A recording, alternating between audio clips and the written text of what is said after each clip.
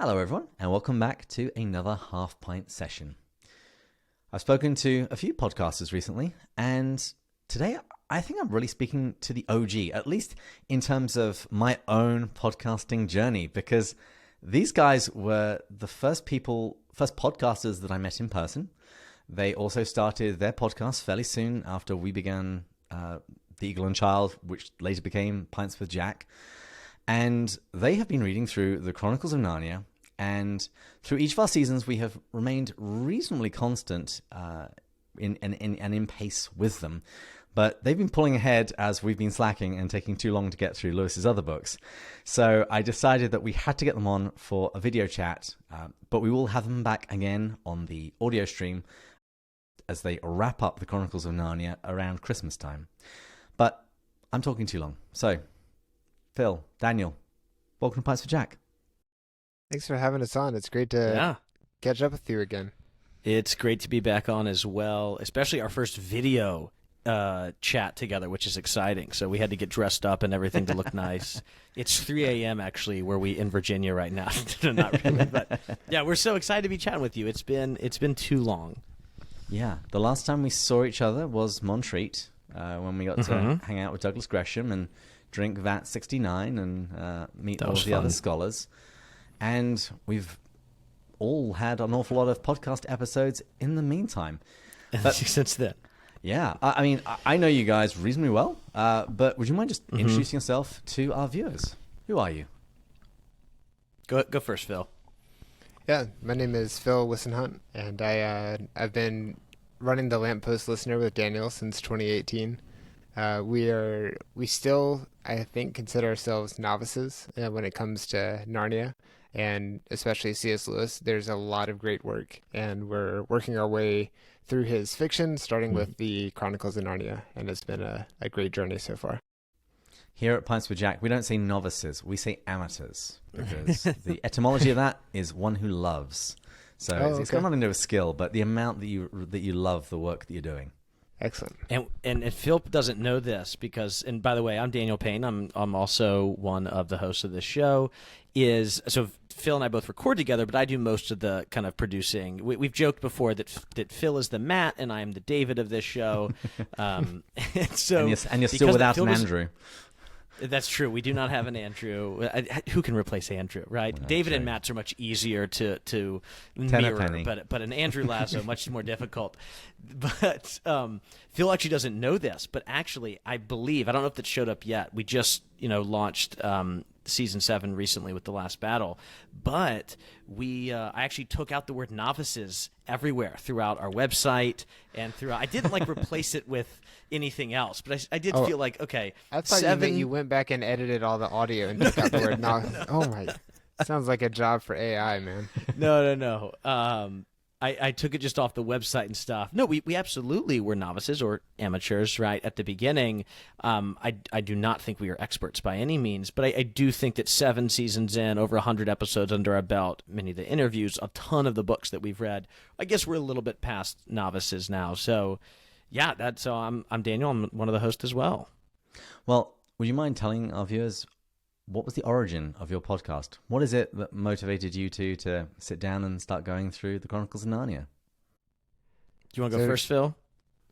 I do, because Daniel has told this story so many times, and I've never been able to tell my side of it first. I'm really excited about this. We both loved podcasts. And I started listening to podcasts in 2006. I spent all the money I earned one summer on an iPod, and then I didn't have any money or a credit card left to buy any music. So he was 25 at the time. Yeah. Also, let's place this in history. What kind of iPod was it? Nano, Shuffle, this was it. Mini. This is an iPod Video. Oh, so mid 2000s here. Yeah, mid 2000s. This is in 2006. And this is, around the time that The Office was available for download, and it actually came with a free episode if you bought it for Christmas, but I was buying it several months later.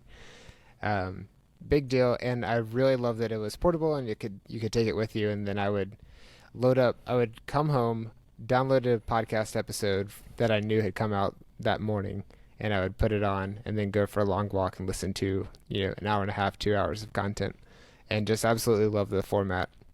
And had listened to podcasts all through high school, all through college. It really was a great just medium for me, and I consumed a lot of content with it. And I started hanging out with Daniel more, and he had a podcast that's no longer available, but it was about the show Community.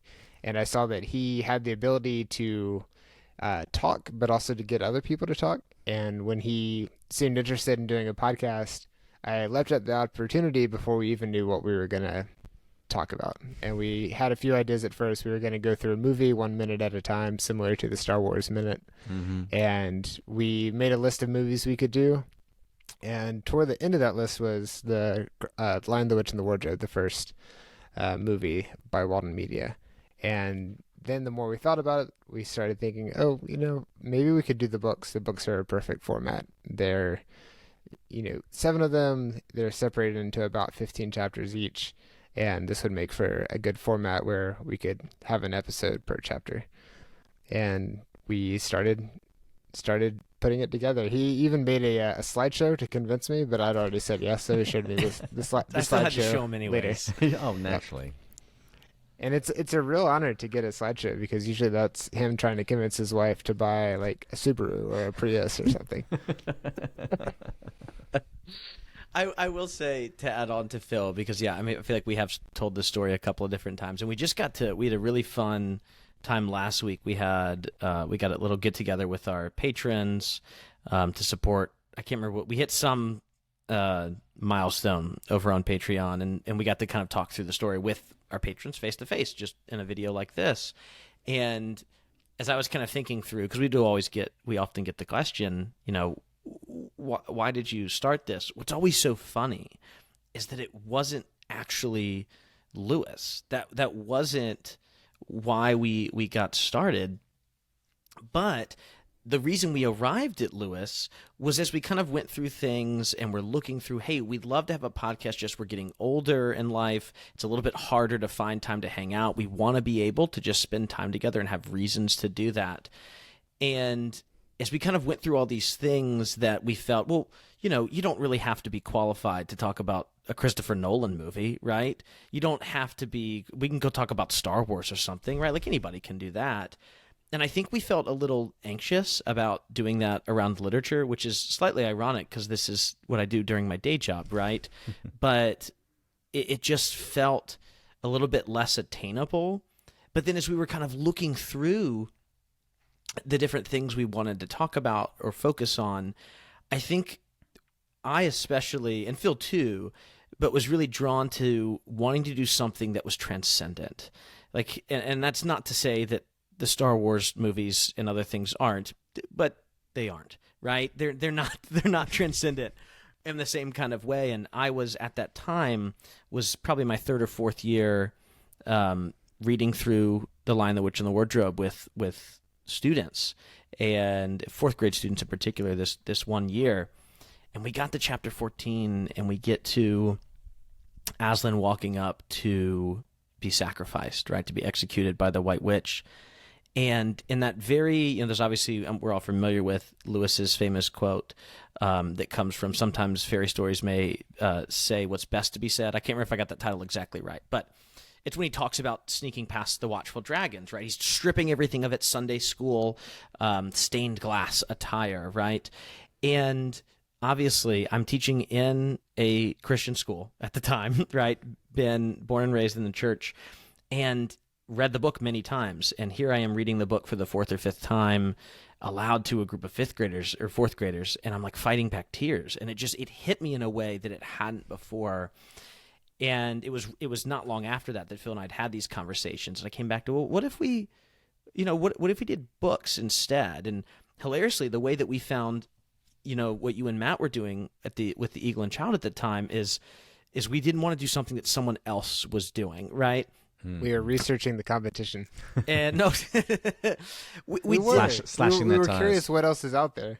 And not in a way of not wanting to compete with anybody or anything, but knowing that the world of podcasts is so it's overwhelming, right? There's a lot of people ask us, and I know you have this question for us later, but a lot of people ask us, hey, are you going to do Tolkien next? And the answer we've often given is like, there's so many other good people doing that, So we'll do Lewis because there's no one else good doing Lewis, right? It's just the joke we say. No, but it was at the time no one was really going chapter by chapter through the Chronicles of Narnia. Obviously, our friends over at Narnia Web were talking about Narnia, but not in a similar kind of way. And y'all were doing Mere Christianity at the time, and so we thought, hey, there's a really great invitation that we can offer to people to talk about these books. I mean, it's not a secret that the Chronicles of Narnia are Lewis's most accessible books. That's why we read them first to children, right? We don't start off with Till We Have Faces when a kid's 7 years old, right? maybe not the best unless choice you were Andrew. Far away, my best book, Lewis said. Exactly true. Yes, Andrew would start all children. I should ask him. I teach 5th grade now. Would he like to come speak to my 5th grade students about Orwell and Psyche? But I do think that one of the things we've wanted to do is continually be kind of an entry point, especially because so many of our listeners are not religious or not Christians, and the Chronicles of Narnia has been a really great stepping off point for us to be able to kind of share the beautiful transcendent truth that Lewis has in his works. That's beautiful. And since you guys have started, there have been other Narnia podcasts that go through chapter by chapter. Your guys is still easily my favorite. Most of the other ones really, really annoy me. So that's actually probably a good moment to ask about the format. What actually is your podcast? What do you do in each episode? And also, you guys aren't like us because you guys are actually friends that live near each other, and so you guys actually get to hang out. So what's that like? It was great, and we increased our podcasting budget and got nicer microphones. My rule was we have to record 6 fully edited and published before we can buy anything. So I borrowed a microphone, Daniel borrowed a microphone, and it's been really fun to be able to sit across from each other. And then COVID took a nice bite-sized chunk out of that, and we weren't able to be in person again. So we have both setups, which makes things like this possible. But we record ahead of time, sometimes months in advance, depending on what our schedule is like. And then we release during a season. We take a break in between seasons, but we release every 2 weeks on Wednesdays. And we go through chapter by chapter through one book in a season, and we'll have a summary, 150 words or less, and then we will go through maybe 3 to 5 main story points, and we will talk about our reactions to them. Daniel usually does a massive amount of research and pulls in points from 3 or 4 books and connects it and sounds super smart. And I'm really grateful. And it's true though. I feel like I'm coming in as I just read the chapter because except for one of the books, I'm going in blind. I don't know what's coming. And so I don't read ahead, and I don't read things that are scholarly articles that are going to spoil everything. And I'm really grateful for the way Daniel brings in some like really amazing points from these other authors and these connections that he's made. And then we have some fun stuff. We do hiatus episodes in between every time we go to a conference, which that pace is picking up a little bit. We started getting a little bit of money on Patreon, and we were able to fly to Charleston and go to a conference, and we'll record some bonus episodes during that as well. And then we have a more free-form podcast on our Patreon too, where we save all the things that we sometimes diverge into, like talking about Star Wars a lot, or all of Daniel's lists. Narnia. Yeah, exactly. All his lists, and we have quite a bit of output now, and it's pretty fun to see how it's evolved since 5 years ago. Yeah, to add on. Sorry, what were you saying, David? How many episodes have you actually done in total at this point? Oh goodness, we don't count them. I know we're past 100 for sure, because each book has about 15 chapters or so, and then we do 2 or 3 non-chapter. I'd say maybe about 120 or so in kind of our regular feed, and then I think we're in the 50s in Dancing Long. We do that once a month. We've been doing that for a few years now, so maybe 4 years we've been doing that. So we're probably getting close to 200 total recorded, plus those 3 that we infamously talk about that we re-recorded. The first 3 episodes we ever did when we named ourselves Into the Wardrobe, and then I played it for my wife and some of my friends, and they were like, "This is terrible. I would never listen to this." My wife said it much more kindly than that, but some of my friends didn't, and so those are hidden somewhere. Maybe one day they'll get released. The only thing I'll add on to what Phil said is, with the format of our show, we want it to be conversational. Like, I know that I purposefully try to hold myself. I know Phil talks about a lot of the research and stuff, and it is great finishing up grad school. Right now I have access to everything, right? as a college student, and so I download all these articles because I don't know if I'll have them. I just walked across the stage a month ago with my MED, but I still have one class to take technically this summer, and so I'm downloading everything. I don't know if I'm supposed to say that or not, but the university's going to take my degree back. Just because I have all this access. But one of the things we've actually tried to do is kind of make sure that it doesn't become too intellectualized. I spend my day job in working in a school and thinking a lot about these things, especially because Lewis interacts a lot with my professional life as a classical educator, and Lewis is kind of one of the heroes of our movement. And so, but I don't want the podcast to become that. Not because I don't love it, but because I think that what we're trying to do is invite as many people into this conversation about Lewis, and people come from all different kind of backgrounds when they come to Narnia, especially like I just mentioned earlier. It's the easiest thing to access, right, of Lewis's. And so because of that, I mean, we're very unashamedly Christian, right, on the show, but we also want to focus on different elements, not just the Christian meanings in his work, not just the supposals, but also the beautiful elements of plot and some of the characters we like.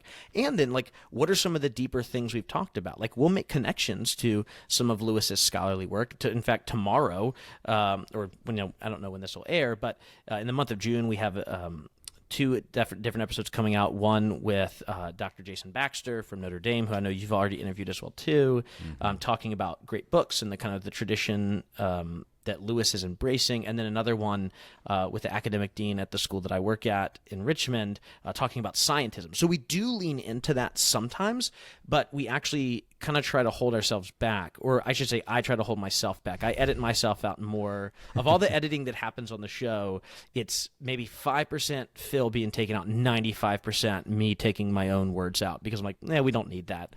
And then I put it up in a vault somewhere, But yeah, I mean, I think Phil did a great job of explaining what we do on the show and why we're doing it.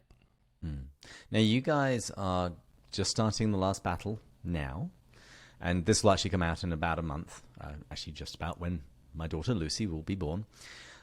Wonderful. But you guys are going to finish the last battle. What are you going to do then? We're going to go on a vacation. No, not really. That would be fun if we did, but you have Lucy coming in a month. We have a little girl, our second, coming a month in August. So not much. We're not doing much afterwards personally, but when season 7 is done, we'll go back on a kind of a shorter hiatus again. We'll take probably 4 or 5 months off, and then we'll be back with season 8, which we're kind of giving the subtitle of Further Up and Further In, which Phil doesn't know what that means because he hasn't gotten there in the last battle. I really think that it's in this book. I sure hope it's in this book. So this is the only one you haven't read. And so in that one, we're going to do a couple of different things. We're going to do a couple of different interviews we've been working on. Some things we're really excited about, kind of being able to, now that we can talk about everything throughout the books, we haven't been able to do that because Phil hasn't read all of them. We're going to talk a little bit about some of Lewis's essays that pertain to Narnia. If our friends over at Lesser Known Lewis don't get to those first. When we planned it out, this was years ago, before they're doing their thing. And I'm like, oh man, their stuff is so good. I know, yeah. Oh, I love that. Yeah, Jordan and Sean do such a good job. Oh, great. With their work, and so I think we might just rethink some of that. And then we'll also do, which is kind of fun, we're going to release a series of 8 lectures that I've done over the years. I've been teaching a Lewis class to adults. It's called The Fiction of C.S. Lewis, and over the years it's kind of developed into this not super robust, but a great, I think, entry point, about 8 20-ish, 25-minute lectures, so relatively short. And we'll release those as well, too, so that other people can kind of decide, hey, now that you've finished reading Narnia with us, where do you want to go next? And I think there's a lot of great places you could go, as we talked with Dr. Baxter recently. I think you should literally go further up and further in. You should go back further into the authors who inspired Lewis. But I also think that many of our listeners should be diving into other works of Lewis that they might not be as familiar with. Yes, obviously they should go listen to y'all do, Till We Have Faces or The Great Divorce. But I want to encourage people to go read Dahmer. It's insane. It's crazy. It is a bit bonkers. It's absolutely wild. And I go over it in the very first lecture, which is really, I guess it'll be the second one actually, but it's early on because I go chronologically.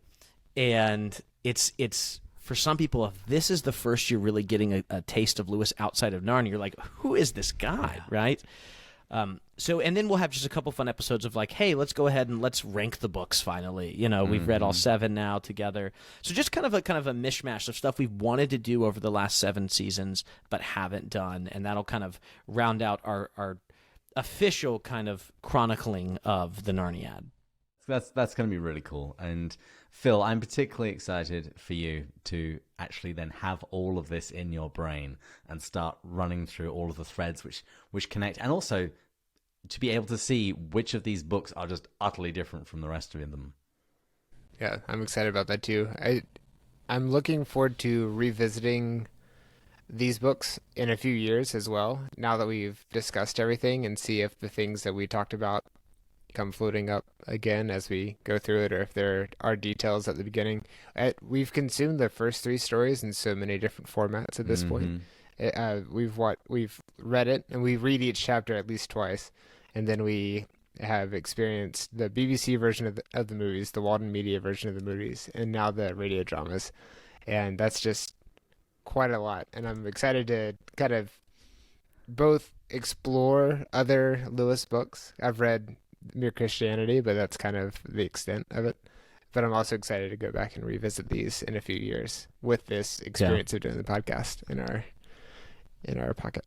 And I don't think we don't mind sharing either that while season 8 is really fully planned out at this point, we kind of know, except kind of confirming just a few interviews, we know what we're doing there.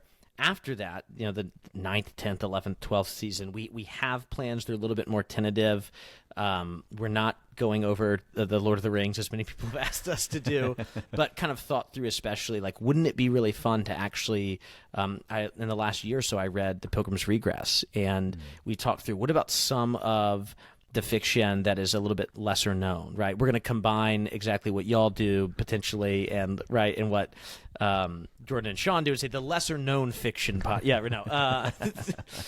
just thinking through, like, some of Lewis's earlier works of fiction, I think, are great connecting pieces to what we might want to call the great books tradition, right? Like Pilgrim's Regress, you read that, and it's like, now if you haven't read Bunyan before, now you can easily go. And I sometimes think that, although Bunyan is the greater work there, you can actually, I think, understand Pilgrim's Progress better if you've read Pilgrim's Regress, just because it's a little bit more accessible, honestly. It's still weird. Pilgrim's Regress is weird, but it's a little bit more accessible than something written 400 some years ago to many people. So we're still working through exactly what that'll look like, but there are definitely some plans in motion of continuing to look through the works of Lewis in a way that's kind of true to the way that we've approached our show. If you do the Pilgrim's Regress, get the Wade annotated edition, and it'll save you an awful lot. I have that edition in my classroom. It's very, very helpful. There were certain, especially, I don't remember the name of the character, there's the eccentric wise man who's very obsessed with learning, right? But only for the sake of learning, not actually for using it for wisdom or for virtue. And he's speaking in Latin, and my Latin is not good. I can understand my fifth graders learn Latin, and that's about where my Latin stops. I don't teach it to them. I'm just in the room often. So I speak about what a fifth grader can do of Latin. And the annotated edition goes through that. And I found a copy that doesn't have those notes, and there's nothing there. Lewis just writes in Latin and just keeps moving. And you're like, well, I have no idea what that means, Jack. Like, help me out. So yeah, the annotated edition is a must. We're actually arranging our timeline of seasons specifically so that when the Wade Center released the annotated version of Surprised by Joy, that's the book we're going to be doing. Because that's great. I'm gonna have 2 kids fairly shortly, and I pretty much need all the help I can get to, cut down research time. David, one of the things I've really loved about your work with your podcast is the way you plan ahead and the way you are thinking of the bigger themes, and also just I felt like you were ahead on everything. You had, when you met with us in Montreat, you had swag and you were handing things out to people, and just, it's all those little details that really add up. And even like in prepping for this podcast, I've never seen someone so organized that we're going on their show. Daniel is very organized, and I'm really grateful for that too. But it's cool to see. So you're David Light. Yeah, not the Google Doc level, but he does have calendar events for everything, and he's had, like, I knew what I was going to be doing in June 2023 for the podcast in 2018. I didn't think we would actually make it, but yet here we are. Well, this is actually a nice transition, because I in the notes I call this the best and the worst. Podcasting is an interesting thing to do. There are some things that are truly wonderful about it, other things that drive you potty, and it is a test for friendship to commit to something regularly and to try and collaborate on something and arrive at a shared vision. So what has been your best and worst of podcasting so far? I think Daniel mentioned those first 3 episodes. We were both, we were very new to, we had a friendship, but it was relatively new. And then we were also trying to do this new thing. And I am just not the most comfortable person in these kind of formats. Daniel was much better at, he was okay with the sound of his own voice. He was prepared in how he spoke. That's a very humble way to say that. I'm just okay with, not in love with it, right? You just don't think about yourself that much. Yeah, exactly. Right. We were both I was figuring out things like how do you manage a schedule, and how do you make sure you're in the right place. And I ended up recording from my parents' house, and at the time my dad had really downgraded our internet, and so the internet was really slow, and I'm putting my computer on a shelf in the wrapping closet, and covering everything with pillows and blankets so that the audio is not too echoey. And we're just going, and I can tell that it's awkward, and there's nothing you can do. You can't just stop being awkward. You have to get through it. And we did. We recorded 3, and I think that cut a lot of it out. And no one will ever hear those, hopefully, but it was really bad. And the next 3 were better. But now we compare season 1 to now, and I'm so glad when people say they're starting with season 6, because I'm like, yes, that'll give us a chance to. We're so much more just in control of what we're doing. So I think that was pretty bad. We also we both try really hard to do the technology stuff right, but we've had some guests where the audio that they can record is just not ideal, and we at one point Daniel edited out the echo of our voices in their headphones for every single time that we were speaking, and just like he had to like cut it out, and it's just hours and hours of work to do something that you were hoping the computers were going to do for you. We've also had a moment where I hit pause because someone was asking us a question, and we answered their question, and then we resumed our show, and we just talked and talked and talked and talked and talked. And then I think probably 30 minutes in, I just looked at it. I said, man, I didn't hit record again. And Daniel was so nice about it. He's like, it's okay. Let's take a break, come back in 5 minutes, and we'll do it again. And the funny part is it's similar to those first 3 episodes. We did so much better that that second time through because all the filler words were gone. We knew what we wanted to say, and we did it. It was kind of like rehearsing your life.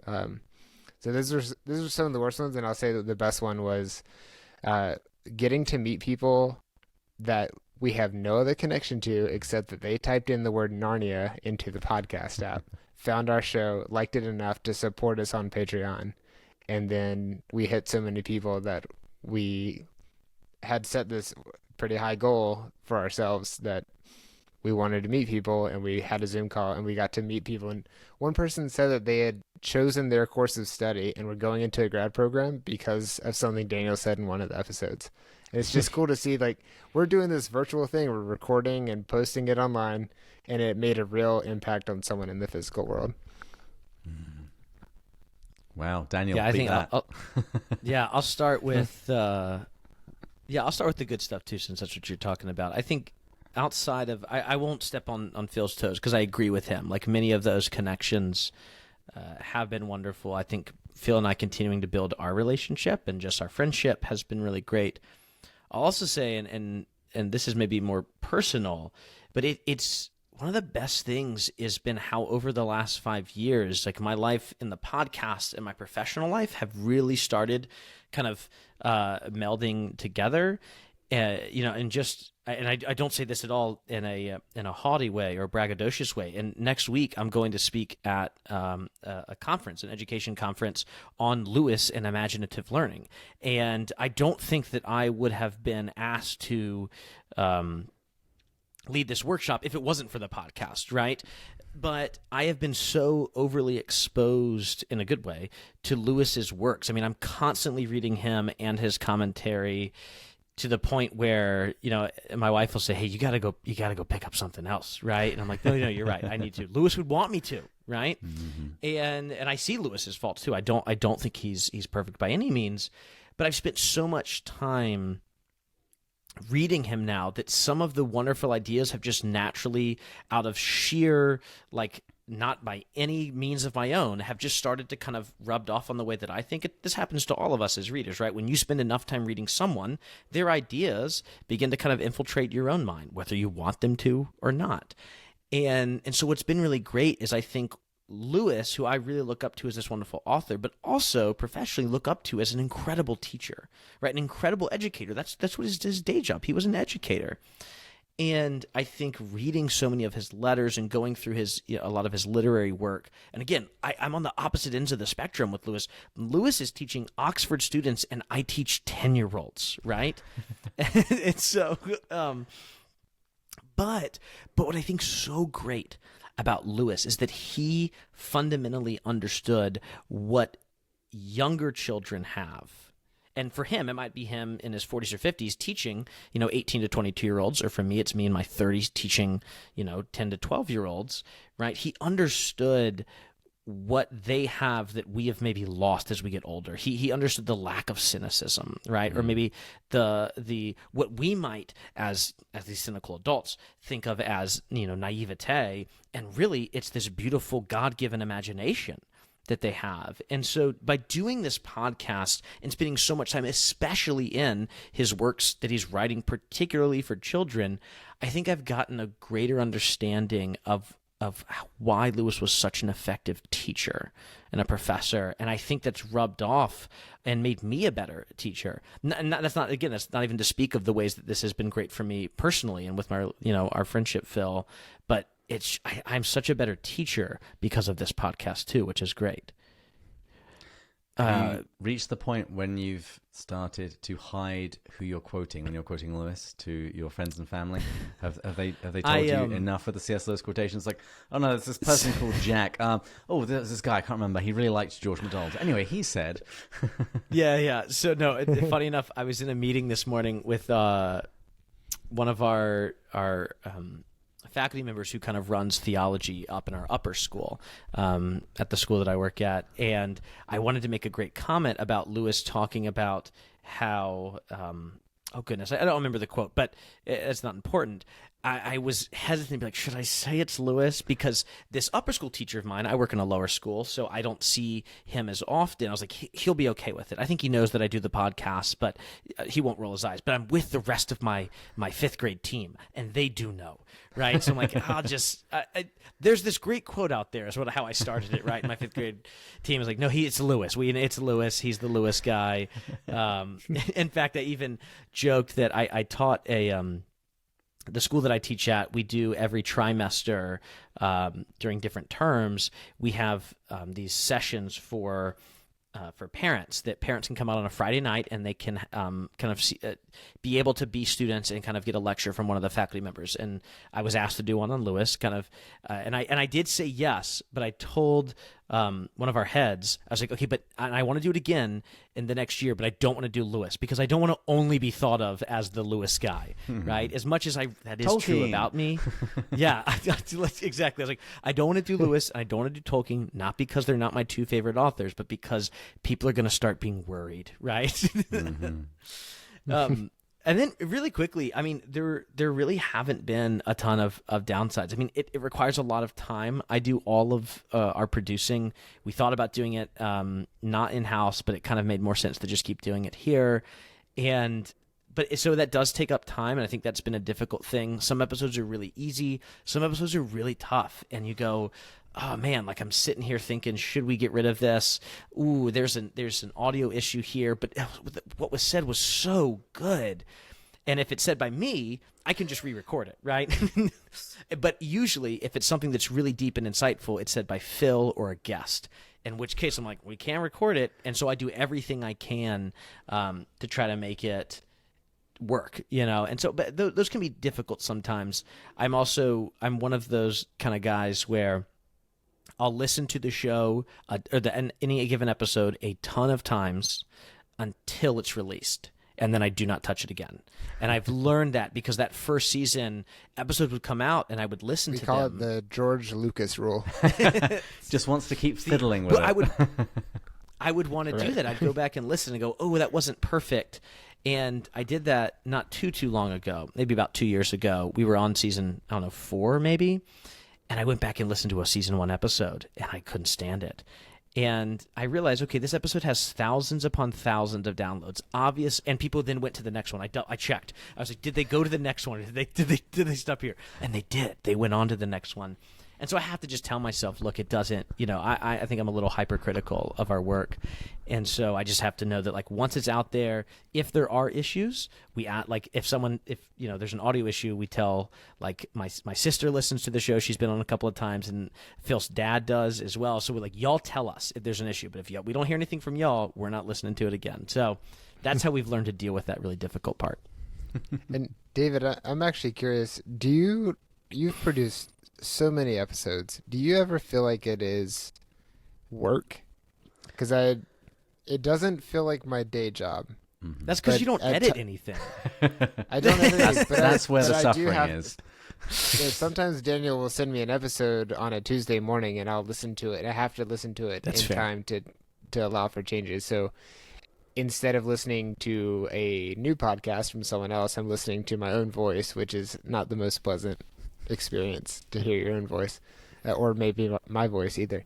But then there have been other times where my homework is to watch a 2-hour version of, like, the BBC version of something, and I thought we had 2 weeks, and then the only time our guest could do means that I have to do it tonight. Mm-hmm. And it's 10:30 and I want to go to bed, but I'm watching this thing that it's not the greatest adaptation. Hush. So I'm curious, BBC what is has it gold. been like for you? Yeah, I know you love. That was a bad I also example love to it say too. to Yeah. you. Is it work? I would say generally not. Sometimes we are in a bit of a crunch time, particularly if I've got a guest and they've written a book and I'm trying to get through it quickly. Particularly trying to read a physical book when there's not an audiobook available and you have a small toddler in the house. That is really difficult. Yeah. And so typically the time that you get is later at night. Literally 2 minutes before we came on this call, I was putting my son to sleep and he kept popping his head back up and I had to convince him he needed to go back to sleep. So trying to read late at night, I'm not good. I just fall asleep almost immediately. So I would only say that sometimes just the way that the chips fall, I've got a lot of books to read in a fairly short period of time, so I don't quite get to sit back and enjoy it always, which is a shame because, the books are usually very, very good. Sure, and, yeah. And so at those times it feels like a little bit of work. But the difference between us is that I farmed out the editing. When I knew that I was going to propose to Marie, that was number one priority, to get us an audio engineer so that I would have a bit of time to plan a wedding. And as it was COVID, I got to plan it multiple times because Gavin Newsom kept changing what was allowed. And then we had children. So I would say it never feels like work. It does sometimes feel a little bit rushed just because of the pressures of time. But, I get to talk about my favorite author, and, you guys know the delight of reading a book by somebody that's really smart and saying, hey, do you want to come and talk to me for an hour about this? Because I would like to talk to you some more. It's the easiest prize out there. And it's I always say it's far less weird to say, would you like to come on my podcast, rather than breaking down the mechanics of what that really is, which is, I'm kind of obsessed with a book you wrote, so I want to talk to you for an hour. You don't know me. I'm going to record it. I'm going to listen to it repeatedly and share it with my friends. There's a real pleasure in saying, hey, would you like to come on our podcast? We have this many seasons with this many episodes. You can listen to any of them, and we're a real thing. Instead of, can I pick your brain for an hour? It's just a different ask, and it's sharing a platform. They get to potentially promote your show, and then you get to share their work with people who may not have heard of it otherwise. Absolutely. And also it's lovely when you have new podcasters start and reach out to you for, what should I do? What should I avoid? And you get to make their process hopefully a little easier than yours was. There's a lot of joy in sharing experiences or any research that you've done. So people ask me questions about like illustration stuff. Yesterday I had an entire conversation with someone about rasters versus vectors and PNGs and JPEGs and what each one was better at. And I thought, man, this is great. For the first time in years, I get to share this knowledge that it was so hard to learn this stuff, and now I can help them by just saying what it is and like give the example that finally worked for me. And I feel the same way with podcast stuff. We've had people ask us, it's like, yeah, get this, don't waste your time with this, do this, go ahead and record now before you buy anything. Just all these steps that have been really helpful. Well, I hear the landlord ringing the bell for final drinks. So before we wrap up, where can people go to listen to you guys? Remind them of the name of your podcast, and also tell them about the snazzy new website that you guys have just released. Sure. So The Lamppost Listener, right, is the name of the show. Usually you can Google that. We hyphenate lamppost like Lewis does. Is that actually a British thing, David? I'm not actually... Okay. I always grew up with it not being... I'm pretty sure it is. It was actually Matt, just in the episode that released today, the time of recording. He commented on the same thing for Weekend. And that was also something I grew up with. Yeah, interesting. We see both English and American spelling, so we don't think anything about it. So it usually takes an American to say, this is weird. So Lamppost hyphenated, but Lamppost Listener, you can pretty much type it in anywhere in any kind of podcast app and find it. Also, usually, I think most people find it just by Googling Narnia, or not Google, but putting in whatever podcast. And usually, we're the first one that pops up if you search Narnia. And usually, what you will see is one of Phil's really beautiful illustrations. Phil does a different illustration for each season, and so that's always a really great kind of way for standout. I like to think that the majority of our listeners click on us just for Phil's beautiful artwork. And then this new website, hilariously, ironically, I am the one who actually did most of the website, despite the fact that I am this teacher at a classical school where we have very, very little technology at all, and Phil is a literal web developer for a living. I went on Google and I just clicked different things. I didn't know you could make a website so easily. So it looks beautiful, and there'll be links in the show notes. Now, normally when we do a half pint session, I do the sign off by myself. But since I've got two professionals here who also like to say further up and further in, let's try splitting this up between each of us. So, viewers, been lovely to spend this time with you. Please go and listen to the Lamppost Listener, and please join us next time when We'll continue going further up and further in. Cheers. Cheers. Say it, Phil. Cheers.